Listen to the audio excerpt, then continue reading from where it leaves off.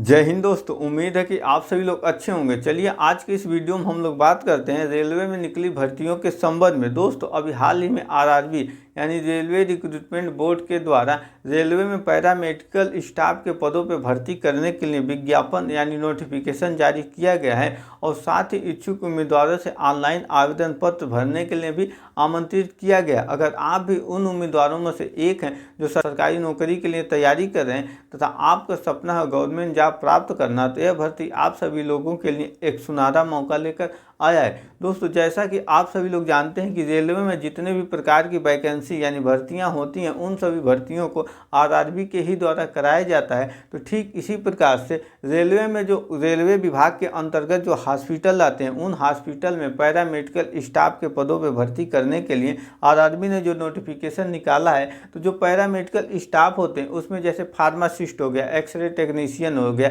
Radiographer हो गया, lab assistant होगा, इन तरह के पद होते हैं जो कुल मिला के पैरामेडिकल स्टाफ के ही अंतर्गत आते हैं। और इन जो पैरामेडिकल स्टाफ हैं उसमें जो पद होते हैं उन पदों में भी विभिन्न पद में विभिन्न योग्यताएं मांगते हैं। तो इस वीडियो में हम लोग समझेंगे कि किस पद के लिए कौन सी योग्यता आपके पास होनी चाहिए और ऑनलाइन आवेदन पत्र कब से भरे जा रहे हैं और इसका सिलेक्शन प्रोसेस क्या है। इन सबको एक एक करके विस्तार से समझेंगे। दोस्तों अगर आप चैनल पर नए हैं तो चैनल को जरूर सब्सक्राइब करें तथा अपने दोस्तों के साथ ज़्यादा से ज़्यादा शेयर करें और वीडियो को अंत तक जरूर देखें।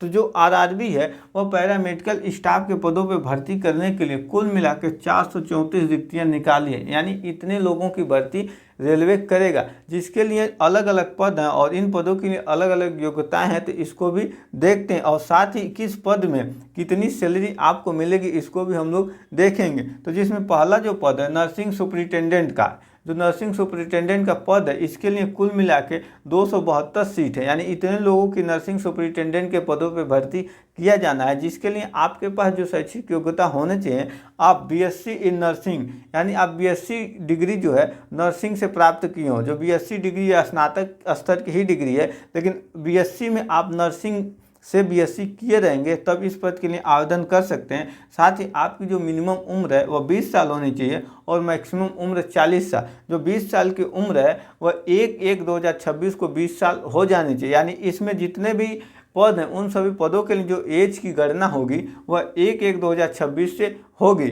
तो इसके लिए जो सैलरी मिलेगा आपको, जो बेसिक पे है आपका नर्सिंग सुपरिटेंडेंट पद के लिए, अगर आप इस पद पे क्वालिफाई करके नौकरी प्राप्त कर लेते हैं तो आपको बेसिक पे के रूप में 44,900 रुपये मिलेंगे जो बेसिक पे है। इसके अलावा रेलवे के द्वारा जो अदर अलाउंसेस टीए डीए और अन्य जो भत्ताएँ मिलती हैं वो सभी भत्ता जो है आपके बेसिक सैलरी में जुड़ कर पर मंथ मिलेगा। अब जो अगला पद है, इसमें जो पद अगला है फार्मासिस्ट का है। जो फार्मासिस्ट का पद है इसमें कुल मिला के 105 रिक्तियाँ हैं और आपके पास जो योग्यता होने चाहिए, आप 10+2 पास किए हो यानी इंटरमीडिएट आप पास किए हो और उसके साथ ही आप डिप्लोमा इन फार्मेसी यानी आप फार्मेसी से डिप्लोमा किए रहेंगे और आपकी जो मिनिमम उम्र है 20 साल होनी चाहिए और मैक्सिमम उम्र 33 साल होनी चाहिए, तब आप इस पद के लिए आवेदन कर सकते हैं। फार्मासिस्ट के लिए जो सैलरी है वह सैलरी पर मंथ आपको 29,200 मिलेगा जो बेसिक पे है। बाकी अदर अलाउंसेस जो है वो आपको अलग से गवर्नमेंट जोड़ के देती रहेगी। तो हर वैकेंसी में ऐसे ही होता है, आपको केवल बेसिक पे ही बताया जाता है जो नोटिफिकेशन में होता है।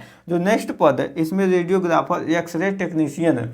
जो लोग एक्सरे वगैरह करते हैं, जैसे आपका एक्सीडेंट हो गया, हाथ पैर टूट गया, तो जाते हैं डॉक्टर के पास, हड्डी वाले डॉक्टर के पास दिखाने, तो आपको पहले डॉक्टर क्या करता है, एक्सरे करता है। तो जो एक्सरे बोलता है कराने के लिए, तो जो आप एक्सरे वाले लैब में रूम में जाते हैं तो वहाँ पे आप एक्सरे होता है, जो व्यक्ति आपका एक्सरे करता है वही एक्सरे टेक्नीशियन होता है। तो इसके लिए कुल 4 पद हैं और आपके पास जो योग्यता होना चाहिए, आप 10+2 पास किए हो और रेडियोग्राफी में डिप्लोमा किए हो और आपकी जो उम्र है 18 से 33 साल के बीच रहेगा, तब आप इस पद के लिए आवेदन कर सकते हैं। और इसके लिए भी जो वेतन है आपको बेसिक पे 29,200 से स्टार्ट होगा।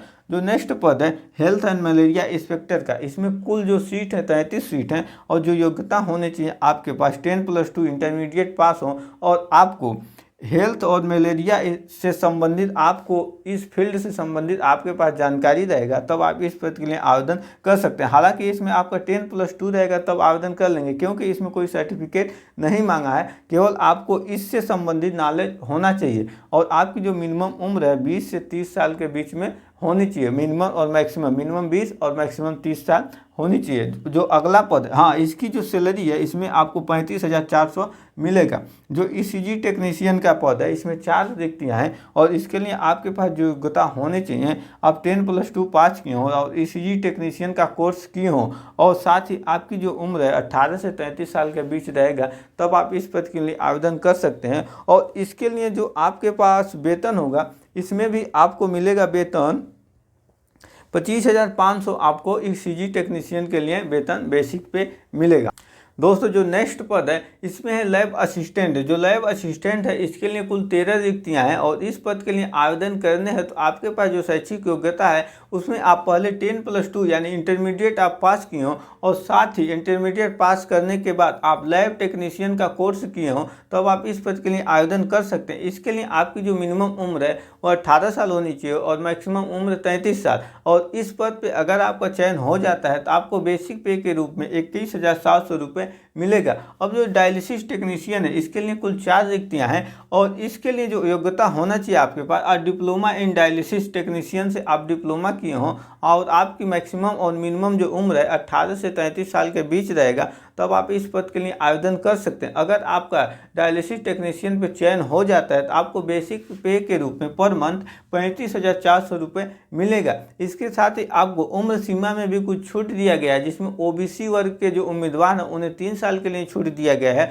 और एससी और एसटी वर्ग के जो उम्मीदवार हैं उन्हें उम्र सीमा में 5 साल के लिए छूट दिया गया है। अब इस पद के लिए जो आवेदन की प्रारंभिक तिथि है वह 9 अगस्त 2025 है, यानी 9 तारीख से इस पद के लिए ऑनलाइन आवेदन पत्र भरे जा रहे हैं और यह चलेगा 8 सितंबर 2025 तक। अगर आप आवेदन करते हैं और आपके आवेदन में कोई त्रुटि यानी गलती हो जाती है, जैसे नाम, पिता का नाम और एड्रेस में गलती हो जाती है, तो आपको सभी लोग इस गलती को सुधारने के लिए 11 से 20 सितंबर के बीच आप इस गलती को सुधार सकते हैं। यानी 11 तारीख से 20 तारीख तक सितंबर महीने में अपने आवेदन पत्र में हुई त्रुटियों को संशोधन कर सकते हैं। अब देखते हैं कि अगर आप आवेदन करते हैं तो आपको आवेदन शुल्क के रूप में कितने रुपए पे करने होंगे, तो जिसमें जनरल, ओबीसी और ईडब्ल्यूएस वर्ग के जो कैंडिडेट हैं उन्हें आवेदन शुल्क के रूप में 500 रुपये देने होंगे।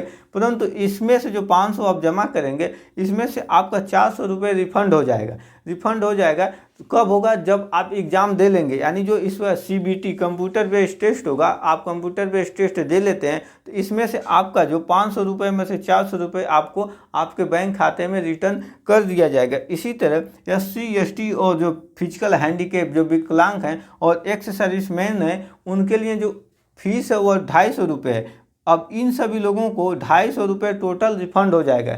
यानी जैसे ही ये सीबीटी एग्ज़ाम देते हैं उसके बाद 250 रुपये टोटल रिफंड हो जाएगा। इसके अलावा जो ऑल फीमेल कैंडिडेट हैं वह भी 250 रुपये पे करेंगे आवेदन शुल्क के रूप में और एग्ज़ाम होने के बाद 250 रुपये रिफंड हो जाएगा। यह रेलवे यानी आरआरबी का कहना है। अब हम लोग समझते हैं कि इस पद के लिए सिलेक्शन प्रोसेस क्या है, यानी मोड ऑफ सिलेक्शन क्या है।